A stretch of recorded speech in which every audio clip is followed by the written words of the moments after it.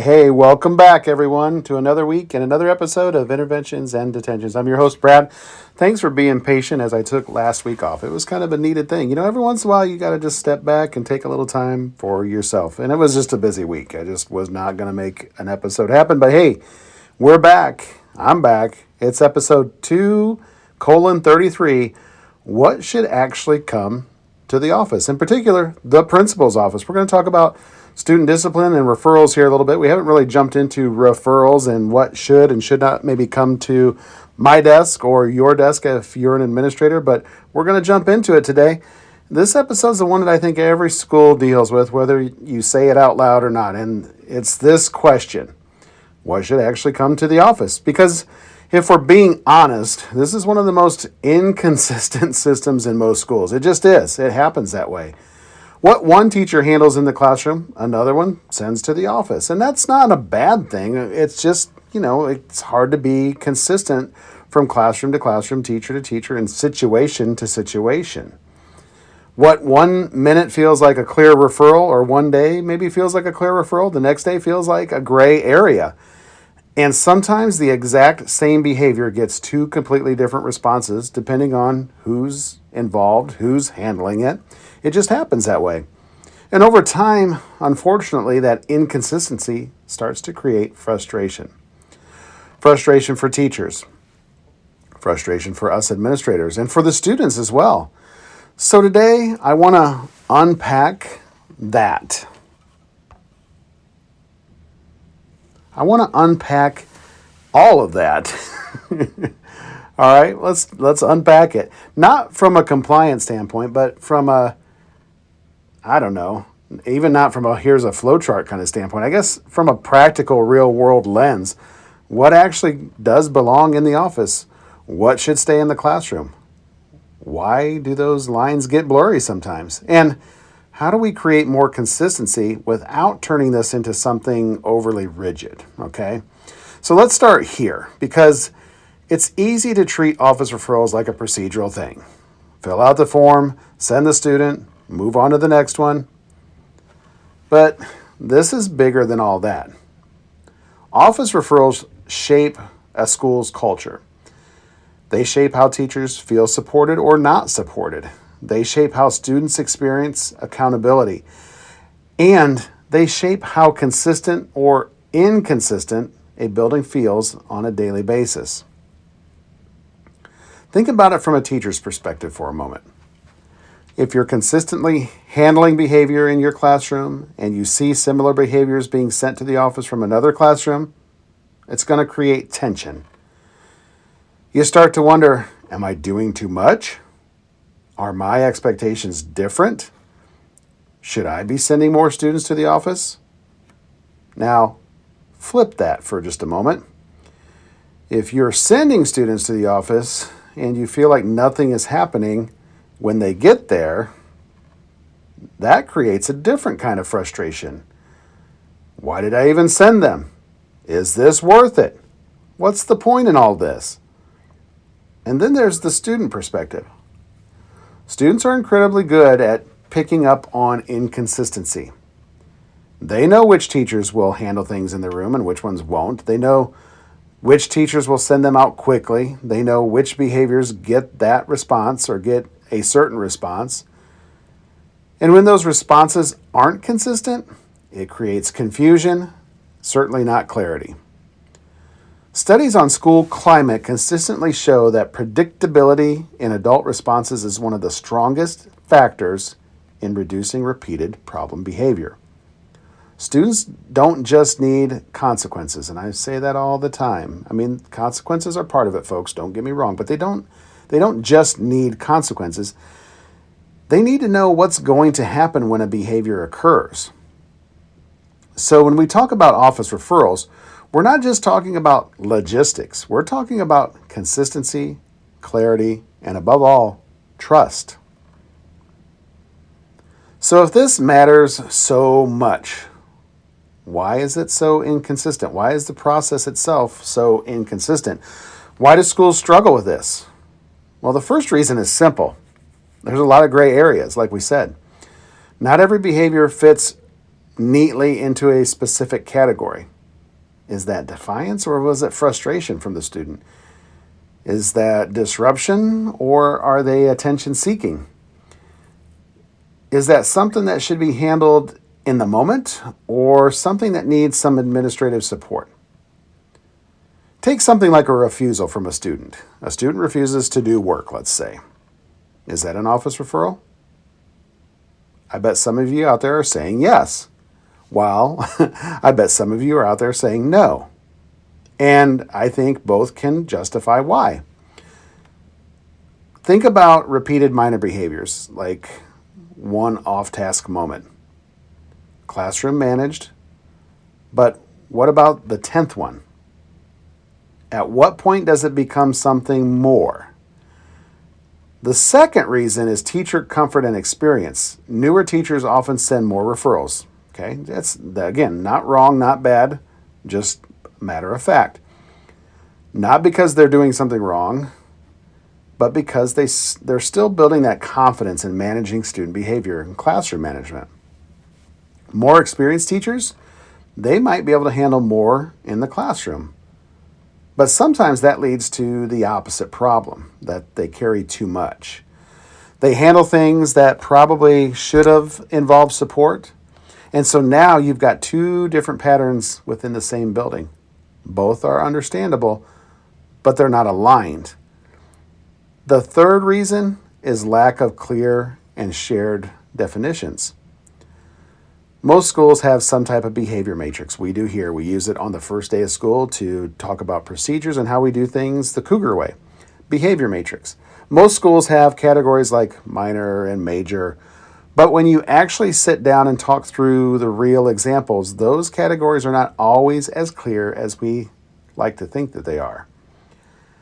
Definitions on paper and decisions in the moment, they don't always match. So this is the part that gets a little underestimated. Inconsistency does not just create confusion, it creates some ripple effects in the water, okay? Some ripples in the water. For teachers, it impacts trust. If I feel like I'm expected to handle everything while others send students out for the same behaviors, that wears on me as a teacher over time. If I send a student out and feel like the response does not match the behavior, that impacts how I use the system as I move forward. For students, inconsistency changes behavior patterns. Students adjust to adult responses, and sometimes students start seeking the response. If going to the office removes them from a task that they don't want to do, that behavior can become reinforcing. Behavioral research has shown that behaviors that are inconsistently reinforced are often the most persistent. That's why clarity matters, folks. Not just for us adults, but for the students as well. So let's go into it just a little bit further, because this is the question everyone wants answered, and I'm going to say this up front. There's no perfect list of what does and what doesn't get sent to the office. But there are some very clear categories that, when schools are aligned, tend to create a little more consistency. Office managed behaviors are typically behaviors that require one of the following three things. They might require immediate safety intervention. There's a safety risk going on. It might mean that removal from the learning environment is critical for that student. It might mean administrative level follow-up or documentation. So if there is a safety issue, it's not a classroom decision anymore. Let's start right there. If it's a safety concern, it's not a classroom decision.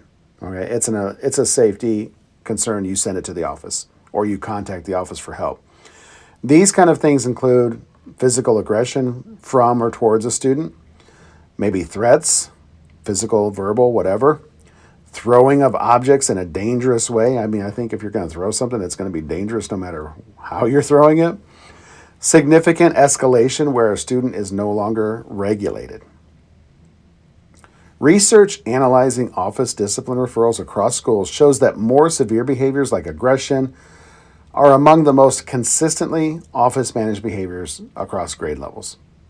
Behavior that disrupts the learning environment beyond recovery is another situation. Okay, I'll say that again. Behavior that disrupts the learning environment beyond recovery. The question becomes in this situation, can instruction reasonably continue? If the answer is no, the behavior may move to the office at that point. Repeated behavior that has not responded to an intervention, say like an instance of defiance, that might be classroom managed if it's a one instance occurrence. But if it's repeated defiance over time with interventions in place, that becomes a different conversation altogether. Research on office discipline referrals shows that a relatively small group of students account for a large number of repeated referrals, highlighting the importance of identifying certain patterns. So there are behaviors that, in some cases, should stay in the classroom. I don't think anybody would argue with that. Not because they're unimportant, but because they're teachable moments a lot of times. These can include low-level disruptions, off-task behaviors, talking out of turn, minor non-compliance, early-stage work refusal, just shutting down. If every behavior becomes an office referral, though, the system breaks.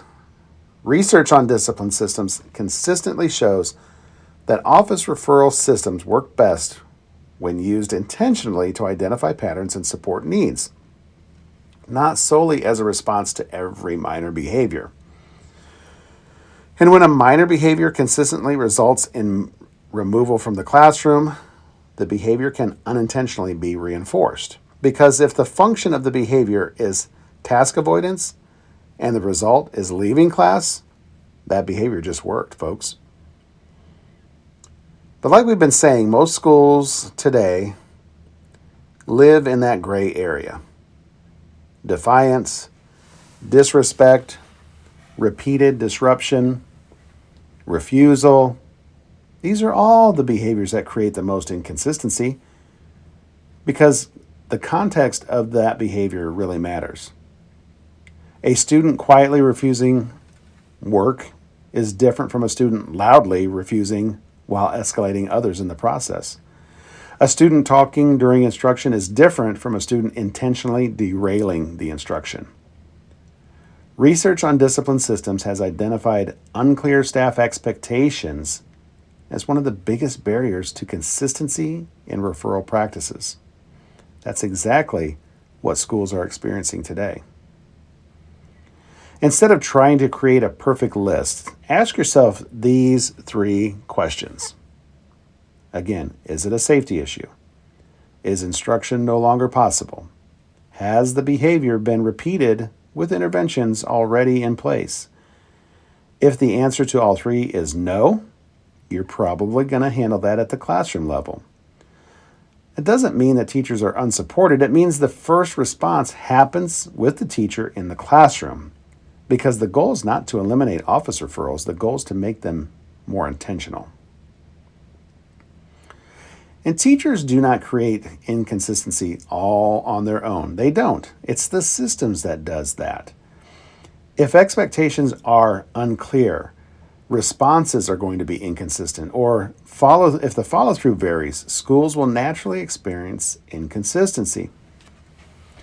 Research on PBIS implementation has shown that schools with stronger consistency and fidelity in behavior systems experience stronger school climate and outcomes and fewer office discipline referrals over time.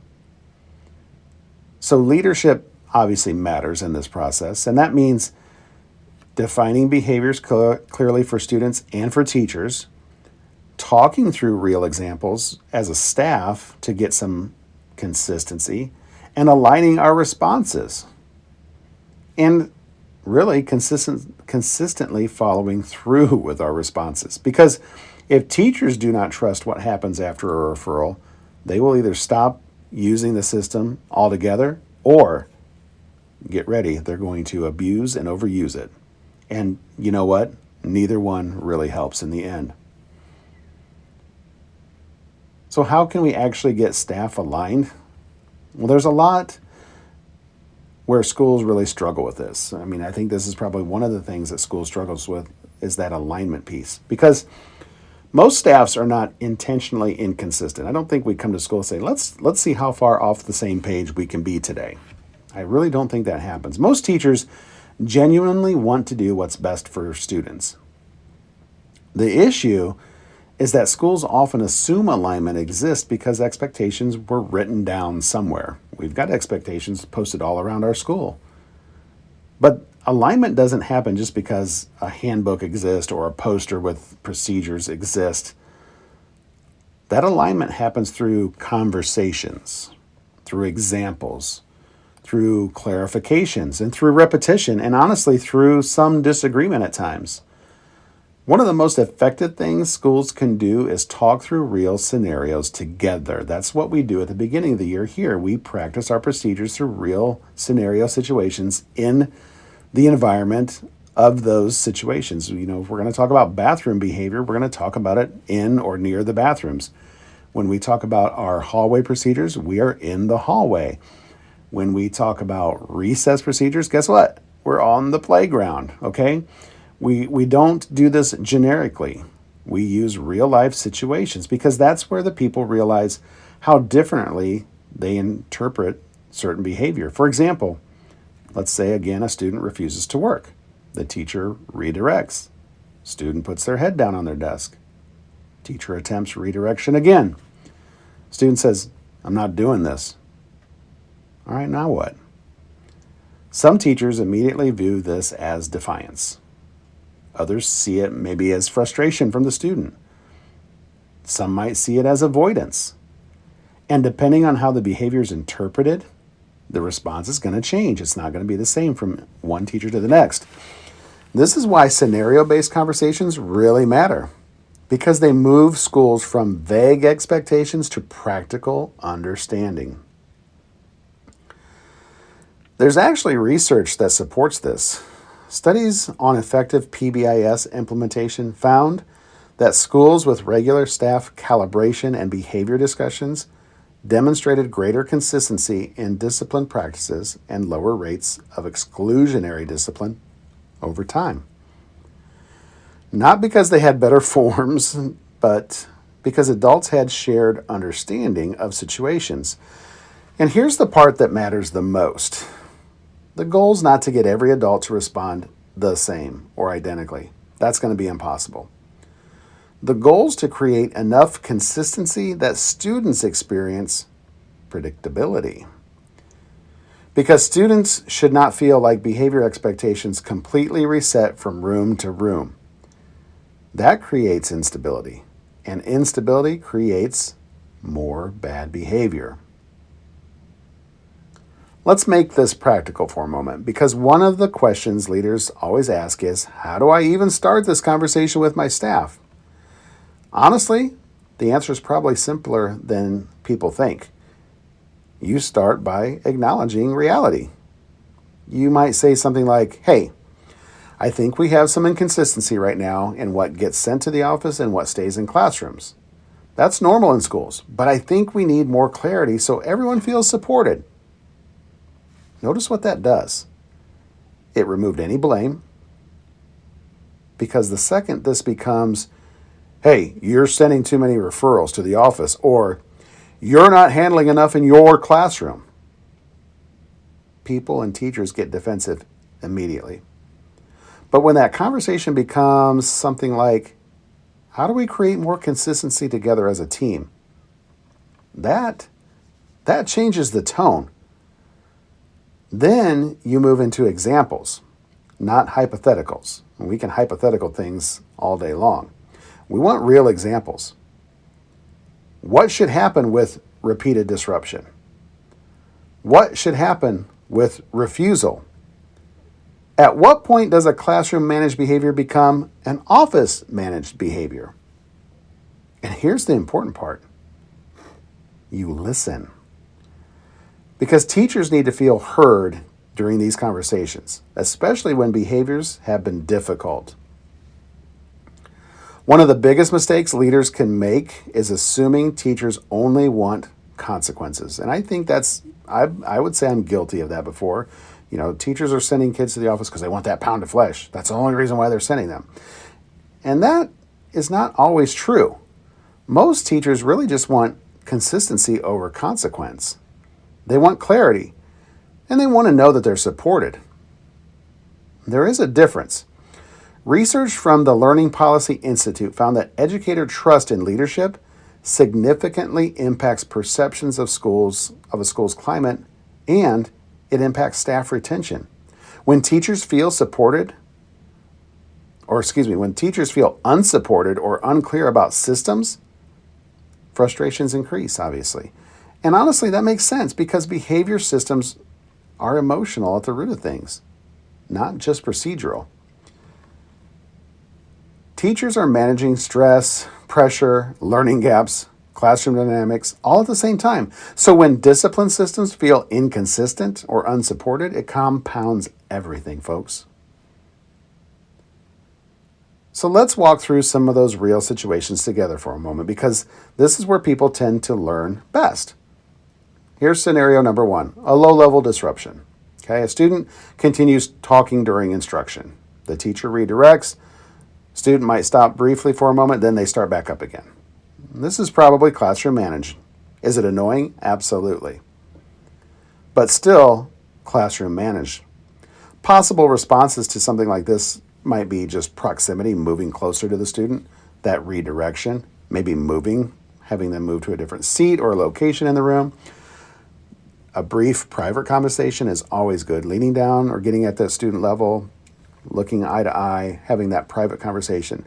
Not one out loud in front of the whole class, which is easily done sometimes.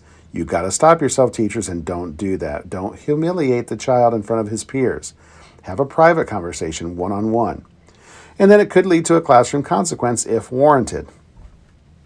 Now, could this eventually become office managed? Absolutely.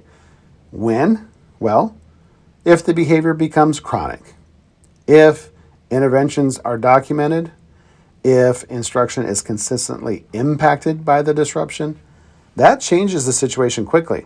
Okay, it does. Let's look at another situation, work refusal. Pretty common among students K through 12. A student refuses to complete an assignment, puts their head down, will not engage. Again, initial response is likely classroom managed because the function matters. Is this frustration? Is it avoidance? Is it academic struggle? They don't understand the material. Is it a power struggle? The response from the adult changes depending on the reason. And this is also where relationships really matter, because research consistently shows that positive teacher-student relationship improves engagement and reduces disruptive behaviors. We've talked about that in many other episodes before. Students are more likely to comply with adults that they feel connected to, plain and simple. Now, if that refusal escalates into disruption, aggression, or complete instructional shutdown, whole different story. Okay? You're going to send that to the office. Here's a third scenario, major disrespect. Student loudly curses at the teacher, swears at them. Now, obviously, that's likely moving into an office-managed behavior. Why? Because the learning environment has changed significantly in that moment. The behavior impacts the entire classroom, and an administrative follow-up is totally appropriate. But even here, schools need some consistency, because if one teacher sends that behavior out and another is expected to absorb it repeatedly, frustration grows quickly. Scenario 4, a fourth situation, escalation and safety concerns. Student throws a chair. That's office managed. Immediately. We don't even stop and talk about it. You call the office and get some help. There's no gray area there. Safety always changes the response. This matters because unclear responses during unsafe moments increase stress for everyone involved, including the student that's misbehaving or throwing their chair. Research on educator burnout has shown that perceptions of unsafe or unpredictable environments strongly correlate with teacher stress and attrition.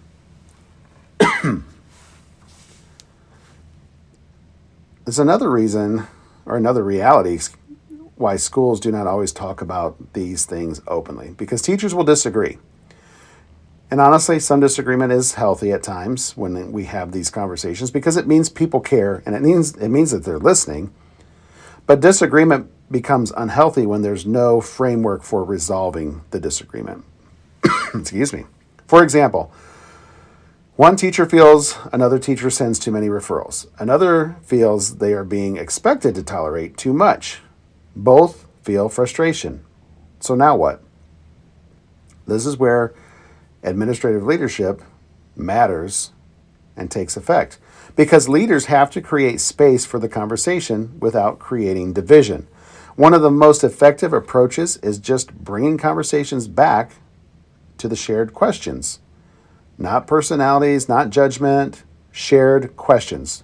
Questions like, is this behavior impacting safety? Can instruction continue? What interventions have been attempted already? What patterns are we seeing over time?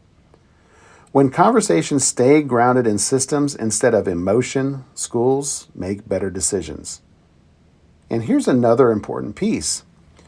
Leaders have to avoid creating a culture where asking for help feels like weakness. Okay, we don't want teachers to feel like they're weak just because they're needing some support. We want them to ask.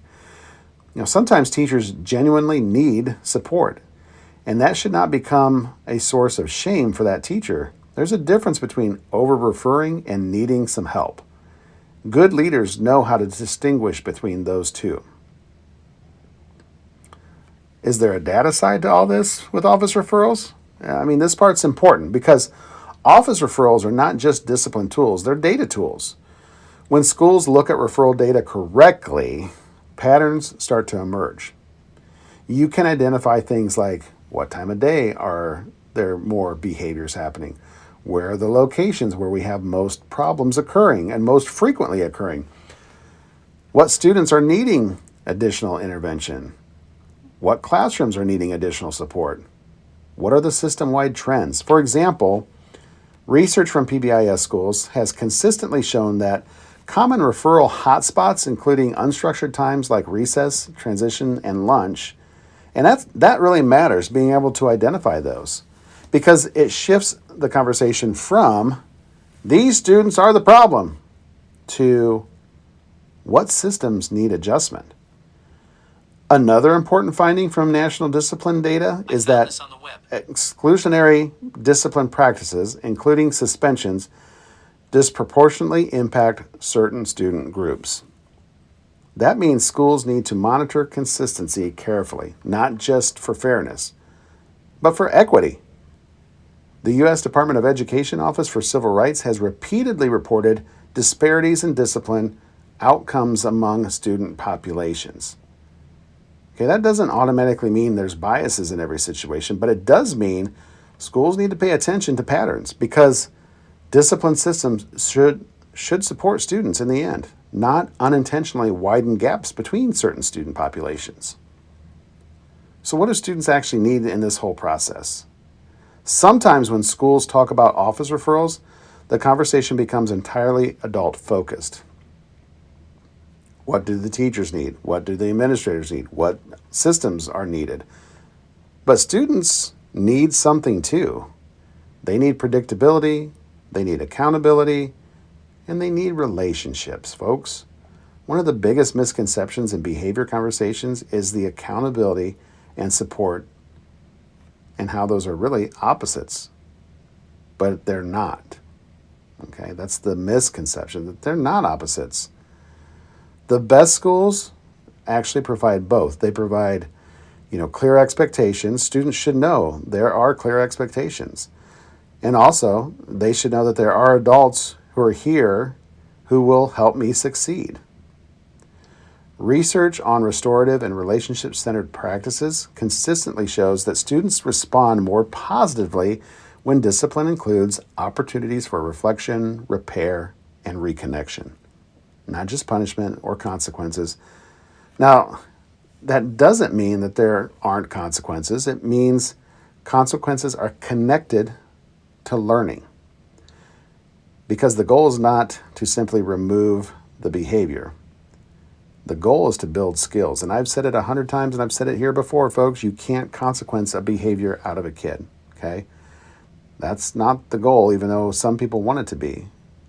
We can't just simply remove the behavior. If we did, things would be so much easier. We got to build skills for the student not to repeat the behavior. So, some final thoughts as we wrap this up for this week. I want to come back to the original question. What should actually come to the office? I don't think we did ever get that list of what should and should not come down to my office or any principal's office. And honestly, the answer is probably less about specific behaviors and more about the systems that are in place. Office referrals should not be random, okay? They should not depend entirely on personalities, and they should not feel unpredictable to students or staff. The strongest schools are not the schools with zero behaviors. Those don't even exist. The strongest schools, those are the ones where adults are aligned, expectations are clear, and where support is consistent, and where student experiences predictability. Because consistency builds trust, not only for students, but for teachers, and ultimately for families.